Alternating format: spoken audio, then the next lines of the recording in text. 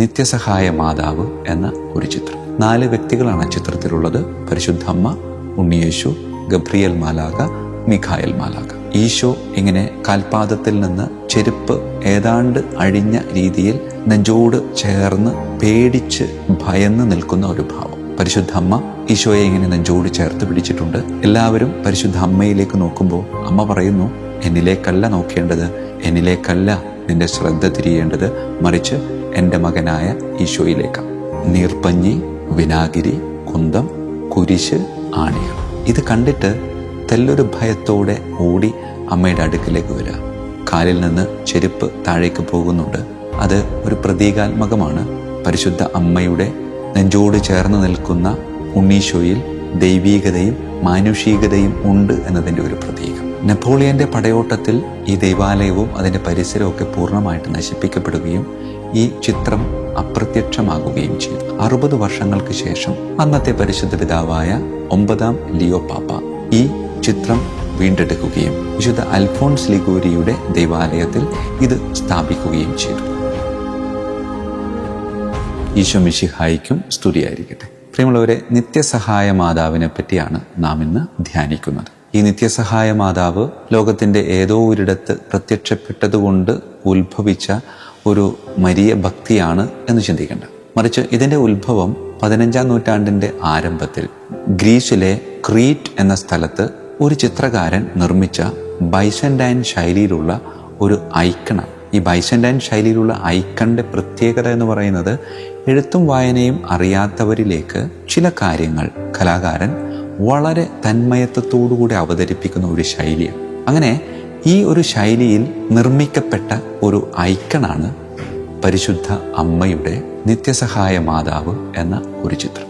ഈ ചിത്രം 15-ാം നൂറ്റാണ്ടിൻ്റെ ആരംഭത്തിൽ നിർമ്മിക്കപ്പെട്ട് ഇത് റോമിലേക്ക് കൊണ്ടുവരികയും 15-ാം നൂറ്റാണ്ടിൻ്റെ അവസാനത്തിൽ 1499 ഇത് മേരി മേജർ ബസലിക്കായുടെയും വിശുദ്ധ ജോൺ ലാറ്ററിൻ ബസലിക്കായുടെയും ഇടയിലുള്ള വിശുദ്ധ മത്തായി ശ്ലീഹായുടെ നാമധേയത്തിലുള്ള ഒരു ദൈവാലയത്തിൽ സ്ഥാപിക്കപ്പെടുകയും ചെയ്തു. ഒരുപാട് ആളുകൾ ഈ ചിത്രത്തിലേക്ക് ആകൃഷ്ടരാകുകയും അമ്മയോടുള്ള ഭക്തിയും അമ്മ നിത്യ സഹായകയായി ഞങ്ങളുടെ കൂടെ എന്നും ഉണ്ടാകും എന്നൊരു വലിയ വിശ്വാസം അവിടെ രൂപപ്പെടുകയും ചെയ്തു. അങ്ങനെ ഭക്തി ഇങ്ങനെ തുടർന്നു കൊണ്ട് പോകുമ്പോൾ യുദ്ധങ്ങളും കലാപങ്ങളും ഉണ്ടാവുകയും നെപ്പോളിയന്റെ പടയോട്ടത്തിൽ ഈ ദൈവാലയവും അതിൻ്റെ പരിസരവും ഒക്കെ പൂർണ്ണമായിട്ട് നശിപ്പിക്കപ്പെടുകയും ഈ ചിത്രം അപ്രത്യക്ഷമാകുകയും ചെയ്തു. പക്ഷേ തൻ്റെ അമ്മയെപ്പറ്റി എന്നും ചിന്തിച്ചുകൊണ്ടിരിക്കും എന്നതിൻ്റെ ഒരു ബാക്കിപത്രമായിരുന്നു 60 വർഷങ്ങൾക്ക് ശേഷം 1866 അന്നത്തെ പരിശുദ്ധ പിതാവായ 9-ാം ലിയോ പാപ്പ ഈ ചിത്രം വീണ്ടെടുക്കുകയും ഈ ചിത്രം റിഡംപ്റ്ററിസ്റ്റ് ഫാദേഴ്സിനെ ഏൽപ്പിക്കുകയും റിഡംപ്റ്ററിസ്റ്റ് ഫാദേഴ്സിൻ്റെ നേതൃത്വത്തിൽ ഉണ്ടായിരുന്ന വിശുദ്ധ അൽഫോൺസ് ലിഗൂരിയുടെ ദൈവാലയത്തിൽ ഇത് സ്ഥാപിക്കുകയും ചെയ്തു. മത്തായി ശ്ലീഹായുടെ ദൈവാലയം നിന്നിരുന്ന സ്ഥലത്തു തന്നെ പുതുതായി നിർമ്മിക്കപ്പെട്ട ആലയമാണ് വിശുദ്ധ അൽഫോൺസ് ലിഗൂരിയുടെ ആലയം. പിന്നീട് പരിശുദ്ധ അമ്മയുടെ ഭക്തിയിൽ ആകൃഷ്ടരാകുകയും ഒരുപാട് ആളുകൾ ഈ ദൈവാലയത്തിലേക്ക് കടന്നു വരാനും തുടങ്ങി. വിശുദ്ധ അൽഫോൺസ് ലിഗൂരിയുടെ ആലയത്തിൽ സ്ഥാപിക്കപ്പെട്ട പരിശുദ്ധ അമ്മയുടെ ഈ ഐക്കൺ, പരിശുദ്ധ അമ്മയുടെ ഈ ഭക്തി, ഇത് ലോകം മുഴുവനും അറിയിക്കണം എന്ന പരിശുദ്ധ പിതാവിൻ്റെ ആഹ്വാനമനുസരിച്ച് അവർ ഈ ഭക്തി ലോകം മുഴുവനിലേക്കും പ്രചരിപ്പിക്കുകയും ആ ഭക്തി ലോകം മുഴുവനിലും വ്യാപിക്കുകയും ചെയ്തു.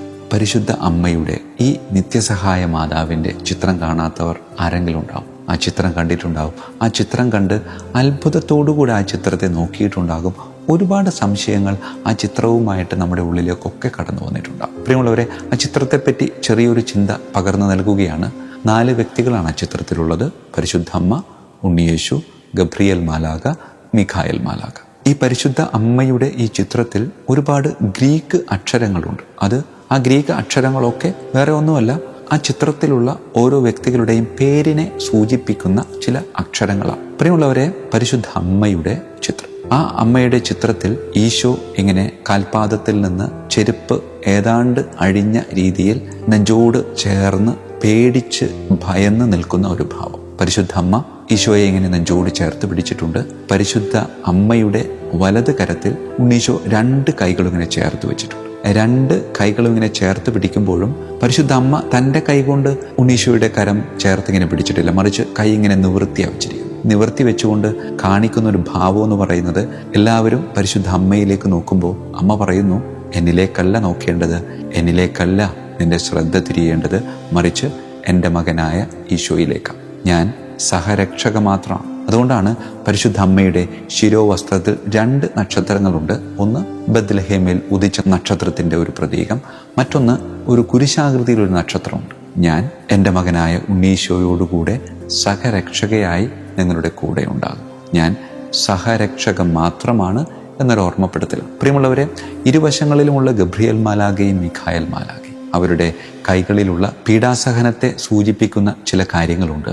നീർപ്പഞ്ഞി, വിനാഗിരി, കുന്തം, കുരിശ്, ആണികൾ. ഇത് കണ്ടിട്ട് തെല്ലൊരു ഭയത്തോടെ ഓടി അമ്മയുടെ അടുക്കിലേക്ക് വരിക. കാലിൽ നിന്ന് ചെരുപ്പ് താഴേക്ക് പോകുന്നുണ്ട്. അത് ഒരു പ്രതീകാത്മകമാണ്. പരിശുദ്ധ അമ്മയുടെ നെഞ്ചോട് ചേർന്ന് നിൽക്കുന്ന ഉണ്ണീശോയിൽ ദൈവീകതയും മാനുഷികതയും ഉണ്ട് എന്നതിൻ്റെ ഒരു പ്രതീകം. പ്രിയമുള്ളവരെ, ഒരുപാട് അർത്ഥങ്ങളും ഒരുപാട് പ്രതീകങ്ങളും ഒരുപാട് പ്രതീക്ഷകളൊക്കെ നിറഞ്ഞു നിൽക്കുന്ന ഈ ഒരു ചിത്രത്തിലേക്ക് നോക്കുമ്പോൾ സംശയങ്ങളും ആശ്ചര്യങ്ങളും ഒക്കെ ഒരുപാടുണ്ടാകുമെങ്കിലും ഒക്കെ മറന്നു കളയുക ഒറ്റ കാര്യം മാത്രം: ഇതാ എൻ്റെ മകൻ നിങ്ങളെ രക്ഷിക്കാൻ വേണ്ടി എന്നും നിങ്ങളുടെ കൂടെ ഉണ്ടാകും. ആ രക്ഷയിൽ സഹായിക്കാൻ സഹരക്ഷകയായി ഞാനും നിങ്ങൾക്ക് മുമ്പിലുണ്ട്. പ്രിയമുള്ളവരെ, അമ്മയുടെ ആ ആഹ്വാനം നെഞ്ചോട് ചേർത്ത് വയ്ക്കാം. പ്രാർത്ഥിക്കാൻ നമുക്ക്. കണ്ണുകളടച്ച് കരങ്ങൾ കൂപ്പി, കാരുണ്യവാനായ കർത്താവെ, ഭയാശങ്കകളിലൂടെ കടന്നു പോകുമ്പോൾ ആ ഭയാശങ്കകളിൽ തട്ടി താഴേക്ക് വീഴാതെ ആ ഭയാശങ്കകളെ നിന്റെ പ്രത്യേകമായ കൃപയാൽ തരണം ചെയ്ത് സ്വർഗോന്മുഖമായി ജീവിക്കാൻ ഞങ്ങളെ അനുഗ്രഹിക്കണമേ. കർത്താവായ ക്രിസ്തു വഴി ഞങ്ങൾ സമർപ്പിക്കുന്ന പ്രാർത്ഥന കേട്ടരുളണമേ. ആമേൻ. ഈശോ മിശിഹായിക്കും സ്തുതിയായിരിക്കും.